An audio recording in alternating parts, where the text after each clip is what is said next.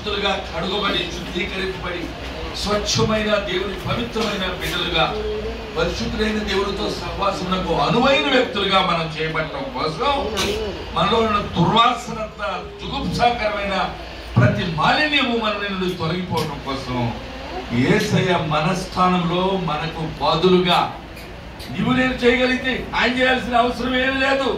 నీ ప్రయాస వ్యర్థము, నా ప్రయాస వ్యర్థము.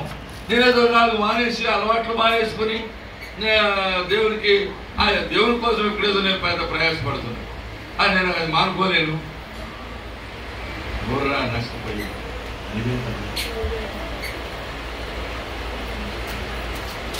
ఒక పూట భోజనం కోసం ఒకడు ఉన్నాడు, 10 మంది.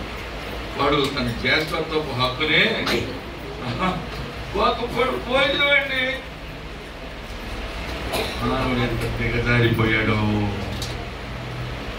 చిన్ని సౌకర్యం డబ్బు మాటలు మనం మర్చిపోతాడు. చేసిందండి తప్పు పని చేసేసి మర్చిపోతాడు. దానివల్ల ఆనందం లేదు. బైబిల్లో అన్ని విషయాలు ఉన్నాయి, స్పష్టంగా ఉన్నాయి. ఒక పనికి మన వాడు చాలా కాలం ఆశ పెట్టుకుని అట్లా కూర్చున్నాడు, చేయడానికి తప్పు చేశాడు. తప్పు జరిగిన క్షణంలో వాడు ఇక్కడ ఉండొద్దు, నువ్వు వెళ్ళిపో, ఇక్కడ ఉండొద్దు, ఇక్కడ ఉండదు అని ఒక వ్యక్తిని తన సహోదరుడు పెట్టి బయటకు చేయడాన్ని నేరం చేసి వాడు తర్వాత